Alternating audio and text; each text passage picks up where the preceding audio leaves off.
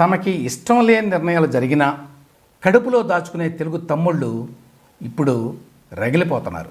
Party నాయకుడి తాజా నిర్ణయాలని వాళ్ళు జీర్ణించుకోలేకపోతున్నారు. బహిరంగంగానే తమ అసంతృప్తిని, కోపాన్ని వెలగక్కుతున్నారు.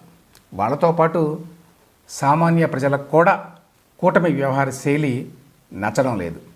ఏపీలో ఇప్పుడున్న కూటమి ప్రభుత్వం గతంలో ఉన్న జగన్ ప్రభుత్వానికి పూర్తిగా భిన్నంగా ఏమీ లేదు అనే అభిప్రాయం కలుగుతోంది. తాజా పరిణామాలతోటి ఇది మరింత స్పష్టమైంది. కూటమి ప్రభుత్వం నెమ్మదిగా కుటుంబ ప్రభుత్వంగా మారుతోంది. ఇప్పటికే చంద్రబాబు నాయుడు, ఆయన కుమారుడు నారా లోకేష్ కీలక పదవుల్లో ఉన్నారు ప్రభుత్వంలో. ఇప్పుడు తాజాగా పవన్ కళ్యాణ్తో పాటు ఆయన సోదరుడు కొణిదెల నాగబాబు మంత్రి కాబోతున్నారు. మరోపక్క రాజ్యసభకి టీడీపీ ఎంపికలు చూస్తే ఆ పార్టీ చరిత్ర నుంచి గుణపాఠం ఏమీ నేర్చుకోలేదు అని అర్థం నేర్చుకున్నారు. మరో పక్కన తెలంగాణకు చెందిన ఆర్ కృష్ణయ్య తన 4వ అవతారంగా ఏపీ నుంచి బీజేపీ తరఫున రాజ్యసభకి ఎన్నికబోతున్నారు. ఈ విషయాన్ని కూడా టీడీపీయే అధికారికంగా ప్రకటించడం మరో విశేషం. ఈ అంశాలన్నిటి మీద ఇవాళ విశ్లేషణ. జనసేన ప్రధాన కార్యదర్శి కొణిదెల నాగబాబుని రాష్ట్ర మంత్రివర్గంలోకి తీసుకుంటున్నాం అని చెప్పి ముఖ్యమంత్రి చంద్రబాబు నాయుడు గారు సోమవారం నాడు ప్రకటించారు. జనసేన అధినేత ఉప ముఖ్యమంత్రి పవన్ కళ్యాణ్ విజ్ఞప్తి మేరకు నాగబాబుని మంత్రివర్గంలోకి తీసుకోవాలని నిర్ణయించినట్టుగా చంద్రబాబు నాయుడు గారు చెప్పారు. ఇది ఎవ్వరూ ఊహించిన పరిణామం. It's actually a surprise for everybody, including TDP cadre. గతంలో నాగబాబుకి టీడీపీ చైర్మన్ పదవిని ఇచ్చేటువంటి అవకాశం ఉంది అని వార్తలు వచ్చినాయి. ఆ తర్వాత లేదు ఈయన్ని రాజ్యసభకు పంపించాలి, రాజ్యసభకు వెళ్ళాలని చెప్పి ఆయన కోరుకుంటున్నాడు అని కూడా వార్తలు వచ్చినాయి. ఇందుకోసమే పవన్ కళ్యాణ్ ఆ మధ్యకాలంలో ఢిల్లీకి కూడా వెళ్ళి అమిత్ షాను కలిసి ఈ అంశాన్ని చర్చించారు అని కూడా వార్తలు వచ్చినాయి. అయితే ఇవేవీ జరగలేదు. ఇంతలో ఎవ్వరూ అనుకోని విధంగా నాగబాబుని రాష్ట్ర మంత్రివర్గంలోకి తీసుకుంటున్నారు. దీంతో ఒక తండ్రి కొడుకులు, 2 అన్నదమ్ములు ఏపీ మంత్రివర్గంలో ఉండబోతున్నారు. నాగబాబు ఎమ్మెల్యే కాదు, ఎమ్మెల్సీ కాదు. ఎవరైనా మంత్రి కావాలంటే ఎమ్మెల్యే కానీ ఎమ్మెల్సీ కానీ కావాలి. అయితే ముందుగా మంత్రి అయ్యి ఆ తర్వాత 6 నెలల లోపు ఎమ్మెల్యే కావచ్చు, లేక ఎమ్మెల్సీ కావచ్చు. ఎమ్మెల్యే అవ్వడానికి అవకాశాలు లేవు, ఎందుకంటే ఎన్నికలు లేవు కాబట్టి. అయితే ఎమ్మెల్సీ అవ్వడానికి అవకాశం ఉంది. ఇప్పుడు ఒక 4 ఎమ్మెల్సీలు రాజీనామా ఇచ్చారు. వాళ్ళంతా వైఎస్ఆర్సీపీకి చెందిన వాళ్ళు, టీడీపీలో చేరాలనే ఉద్దేశంతో రాజీనామాలు ఇచ్చారు. వాటిని స్పీకర్ ఇంకా ఆమోదించలేదు. ఒకసారి ఆమోదిస్తే అవి ఖాళీ అవుతాయి. అవి ఖాళీ అయితే బహుశా నాగబాబుని ఎమ్మెల్సీ చేసేటువంటి అవకాశం ఉంది. ఇదంతా కూడా 6 నెలల్లో జరగాలి మంత్రి అయిన తర్వాత. కాబట్టి ఎమ్మెల్సీ అయిన తర్వాత ఆయన మంత్రి అవుతాడా, మంత్రి అయిన తర్వాత ఆయన ఎమ్మెల్సీ చేస్తారా అనేది ఇంకా తెలియదు. ఇప్పుడు జనసేనకి రాష్ట్ర మంత్రివర్గంలో 4 ప్రాతినిధ్యం వహిస్తారు.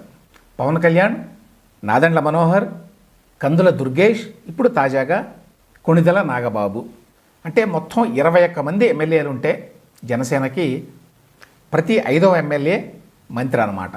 నాగబాబు 2009లో వాళ్ళన్న చిరంజీవి పెట్టినటువంటి ప్రజారాజ్యం పార్టీతో రాజకీయాల్లోకి వచ్చాడు. ఆ తర్వాత 2014లో జనసేన ఏర్పడింది, జనసేనలో చేరాడు. ప్రస్తుతం ఆయన ఆ పార్టీకి జనరల్ సెక్రటరీగా ఉన్నాడు. 2019లో నరసాపురం నుంచి ఎంపీగా పోటీ చేశాడు, జనసేన తరఫున ఓడిపోయాడు. ఆ తర్వాత 2024లో కూడా నరసాపురం నుంచి పోటీ చేయాలని చెప్పి అనుకున్నాడు. అయితే ఈ కూటమి ఒప్పందంలో భాగంగా నరసాపురం బీజేపీకి వెళ్ళింది.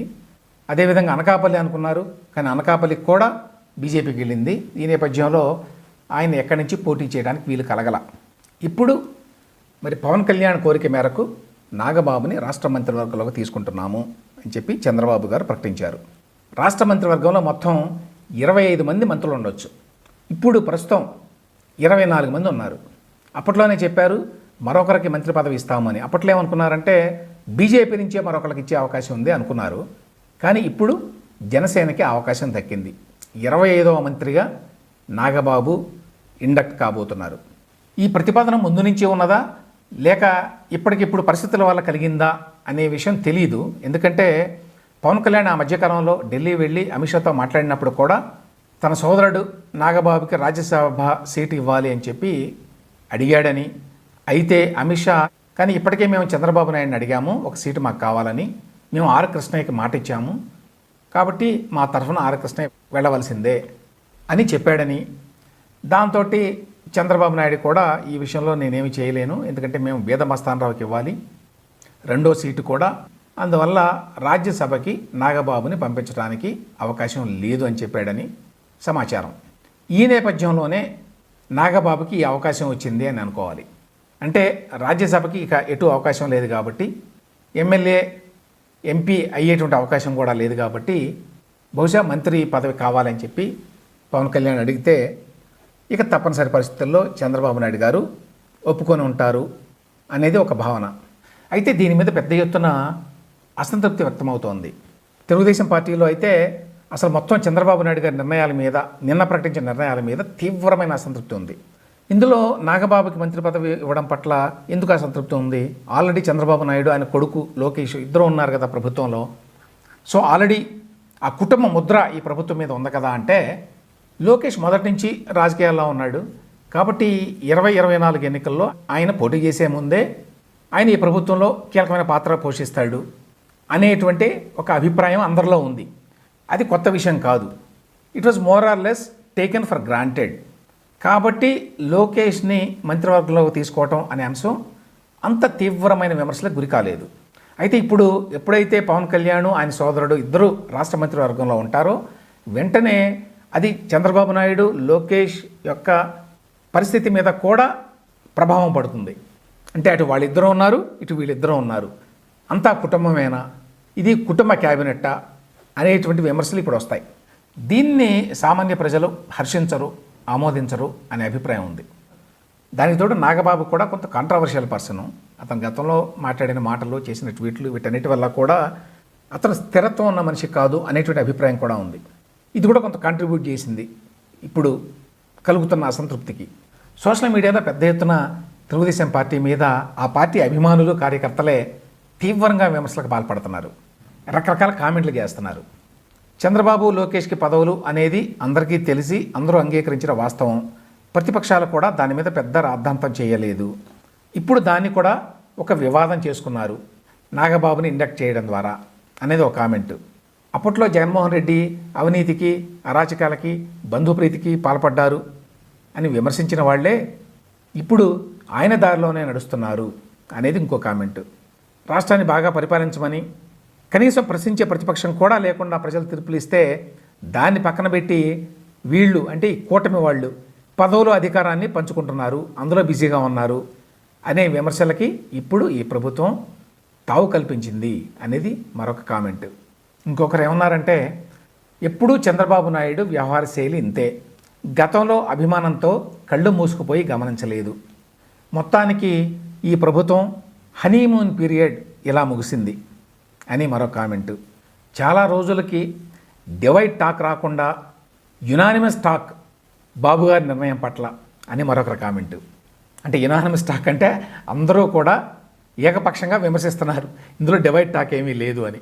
మరి కొంతమంది ఏమో గోరంట్ల బుచ్చయ్య చౌదరి గారు 6 సార్లు, ధూళిపాళ్ల నరేంద్ర గారు 6 సార్లు, గద్దె రామ్మోహన్ గారు 4 సార్లు, ఎరపతినేని శ్రీనివాసరావు గారు 4 సార్లు, వెలగపూడి రామకృష్ణ గారు 4 సార్లు, ఇంకా 3 సార్లు గెలిచిన వాళ్ళు 10 మందికి పైగా ఉన్నారు తెలుగుదేశంలో.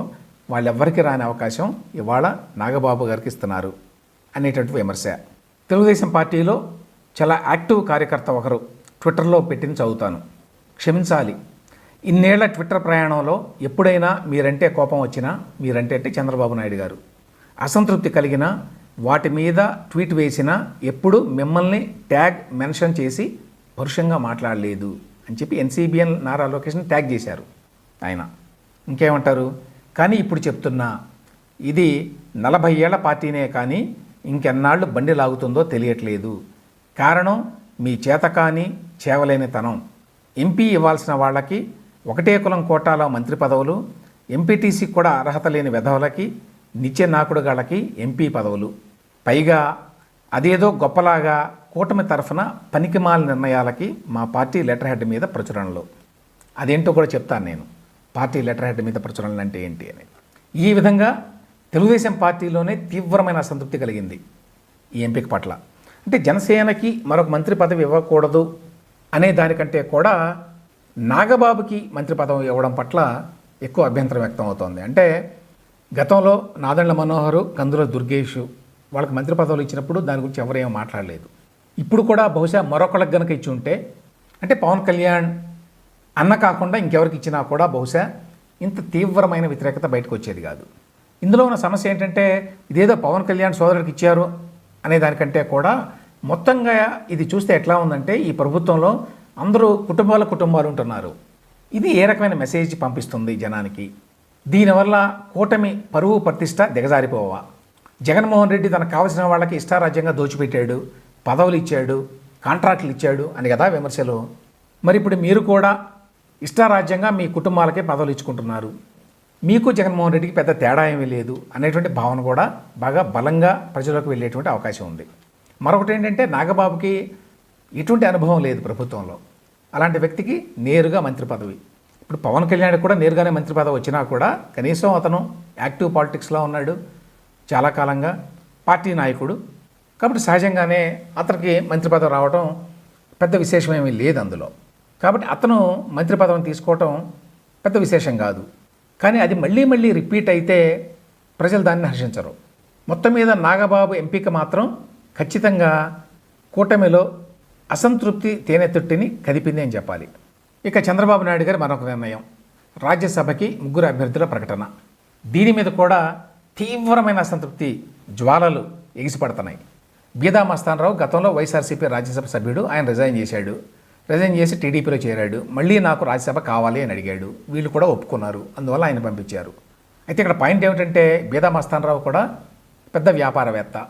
ఆయన గతంలో ఒకసారి ఎమ్మెల్యేగా గెలిచాడు, ఒకసారి ఎంపీగా పోటీ చేసి ఓడిపోయాడు, మరొకసారి ఎమ్మెల్యేగా పోటీ చేసి ఓడిపోయాడు. అది పక్కన పెడితే డబ్బులు ఉన్న వాళ్ళకి మాత్రమే టీడీపీ రాజ్యసభ టికెట్ ఇస్తుంది అనేటువంటి విమర్శలు ఎప్పటి నుంచే ఉన్నాయి. ఇక మూడవది ఆర్ కృష్ణయ్య ఎంపిక. ఇది కూడా పెద్ద దుమారాన్ని రేపుతోంది. ఆర్ కృష్ణయ్యని తమ అభ్యర్థిగా బీజేపీ ప్రకటించింది ఢిల్లీ నుంచి. ఫస్ట్ నేమ్ ఆర్ కృష్ణయ్యదే. ఆర్ కృష్ణయ్య ఇప్పటికీ 4 పార్టీలు మారాడు. ఆయన 2014లో తన రాజకీయ ప్రస్థానాన్ని ప్రారంభించాడు తెలుగుదేశం పార్టీతోటి. తెలుగుదేశం పార్టీ వాళ్ళు ఆనాడు ఎంత ప్రొజెక్ట్ చేశారు అంటే ఆర్ కృష్ణయ్యని, తెలుగుదేశం పార్టీ కనుక ఒకవేళ తెలంగాణలో అధికారంలోకి వస్తే ఈయనే మా ముఖ్యమంత్రి అని చెప్పారు. ఆ స్థాయిలో అతని ఇమేజ్ని పెంచారు.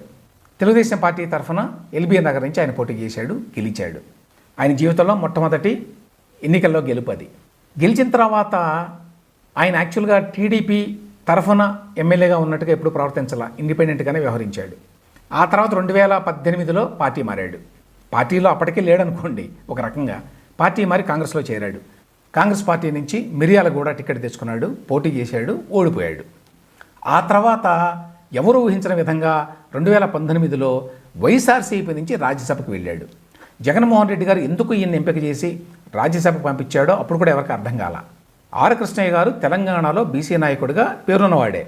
అయితే ఆయనకి టికెట్ ఇస్తే, ఆయన్ని రాజ్యసభకు పంపిస్తే ఏ విధంగా ఆంధ్రప్రదేశ్లో బీసీలు వైఎస్ఆర్సీపీకి ఓట్లు వేస్తారు అని చెప్పి జగన్మోహన్ రెడ్డి గారు అనుకున్నారో ఎవరికి అర్థం కాల. ఆయన వల్ల వచ్చిన లాభం ఏంటో ఇప్పటికీ ఎవరికి తెలియదు. ఆ తర్వాత 2024 ఎన్నికల్లో జగన్మోహన్ రెడ్డి గారు ఆయన పార్టీ ఓడిపోగానే ఈయన రాజీనామా ఇచ్చాడు. రాజీనామా ఇచ్చి ఇప్పుడు బీజేపీ నుంచి టికెట్ తెచ్చుకున్నాడు. ఆశ్చర్యం ఏమిటంటే నిన్న బీజేపీ వారు ప్రకటించిన లిస్టులో ఆయన పేరున్నది, మొదటి పేరు. అయితే నిన్నటి వరకు కూడా ఆర్ కృష్ణయ్య గారు బీజేపీలో సభ్యుడు కూడా కాదు, మెంబర్షిప్ కూడా లేదు ఆయనకి. ఆ తర్వాత ఆన్లైన్లో మెంబర్షిప్ తీసుకున్నారని చెప్తున్నారు. బీజేపీ లాంటి పార్టీ తమ పార్టీలో సంవత్సరాల తరబడి, దశాబ్దాల తరబడి పార్టీ సిద్ధాంతాలను నమ్ముకొని, పార్టీ నాయకత్వాన్ని నమ్ముకొని ఉన్న వాళ్ళందరినీ కాదని, అసలు పార్టీలో సభ్యుడు కూడా కాని ఆర్ కృష్ణయ్య గారికి ఎందుకు టికెట్ ఇచ్చారో కూడా ఎవరికి అర్థం కావట్లా. వాళ్ళు కూడానట తెలంగాణలో బీసీ ఓట్లని కన్సాలిడేట్ చేసుకోవడానికి ఈయన పార్టీలో చేర్చుకున్నారు, టికెట్ ఇచ్చారు అని చెప్తున్నారు. ఏపీ నుంచి ఆయన రాజ్యసభకు వెళితే ఏ విధంగా తెలంగాణలో ఉన్న బీసీలు ఆర్ కృష్ణయ్య గారిని చూసి బీజేపీకి ఓట్లు వేస్తారో తెలియదు. అది పక్కన పెడితే మరొక ఆశ్చర్యకరమైన విషయం ఏంటంటే, ఇంతకీ బీజేపీకి ఆర్ కృష్ణయ్య గారిని రాజ్యసభకు పంపించడానికి అవసరమైనంతమంది ఎమ్మెల్యేలు ఆంధ్రప్రదేశ్లో లేరు. వాళ్లకు ఉన్న ఎమ్మెల్యేల సంఖ్య 8 మాత్రమే. రాజ్యసభకి ఎవరినైనా పంపించాలి అంటే అరౌండ్ 44 ఎమ్మెల్యేస్ ఉండాలి. 44 మందిలో 8 మంది మాత్రమే ఉన్నారు. అంటే అర్థం ఏంటి? తెలుగుదేశం పార్టీ ఎమ్మెల్యేలు, జనసేన పార్టీ ఎమ్మెల్యేలు ఓట్లేసి గెలిపించి బీజేపీ తరఫున ఆర్ కృష్ణయ్య గారిని రాజ్యసభకు పంపించాలన్నమాట. ఎంపిక చేసింది బీజేపీ అయితే వాళ్ళందరికీ ఓట్లు వేయించాల్సింది మాత్రం టీడీపీ, జనసేన. తెలుగుదేశం పార్టీ అఫీషియల్గా నిన్న వాళ్ళ లెటర్ హెడ్ మీద ఈ ప్రకటన చేశారు. ఇది చూసి కూడా చాలామంది తెలుగు తమ్ముళ్ళకి ఆగ్రహం పెళ్లిబుకుతోంది. అదేంటంటే వాళ్ళ ప్రకటన చూడండి నిన్న ఎట్లా ఉందో. నారా చంద్రబాబు నాయుడు గారి పేరుతో వచ్చింది ఇది. ఆంధ్రప్రదేశ్ రాష్ట్రం నుండి రాజ్యసభ కూటమి అభ్యర్థులుగా తెలుగుదేశం పార్టీ నుండి శ్రీ బీదా మస్తానరావు గారు, భారతీయ జనతా పార్టీ నుండి శ్రీ ఆర్ కృష్ణయ్య గారులను ప్రకటిస్తున్నాము. బీజేపీ అభ్యర్థిని మీరు ప్రకటించడం ఏంటి అనేది చాలామంది కోపం వచ్చింది. పోనీ వారికి ఏమన్నా ఎమ్మెల్యేలు ఉన్నారా? వాళ్ళకి వాళ్ళు ఓట్లు వేసుకుని పంపించగలరా? లేదు. మొత్తం తెలుగుదేశం వాళ్ళు వేయాలి, జనసేన వాళ్ళు వేయాలి. నెక్స్ట్ సెంటెన్స్, జనసేన ప్రధాన కార్యదర్శి శ్రీ కొణిదెల నాగబాబు గారిని రాష్ట్ర మంత్రివర్గంలోకి తీసుకునేందుకు నిర్ణయించడమైనది. నారా చంద్రబాబు నాయుడు ముఖ్యమంత్రి, తెలుగుదేశం పార్టీ జాతీయ అధ్యక్షులు అని చెప్పి రాశారు. అంటే తెలుగుదేశం, జనసేన ఓట్లతోటి బీజేపీ తరఫున తెలంగాణకు చెందినటువంటి ఆర్ కృష్ణయ్య గారు, 4 పార్టీలు మారిన ఆర్ కృష్ణయ్య గారు రాజ్యసభకు వెళ్తారన్నమాట. రాజకీయాల్లో కంపల్షన్స్ అనేవి ఎట్లా ఉంటాయి అని చెప్పడానికి ఇది క్లాసిక్ ఎగ్జాంపుల్. ఏదేమైనా కూడా నిన్న జరిగినటువంటి డెవలప్మెంట్స్ అన్నీ కూడా they will do irreparable damage to the alliance government in general and to TDP in particular అనేది చాలామంది అభిప్రాయం.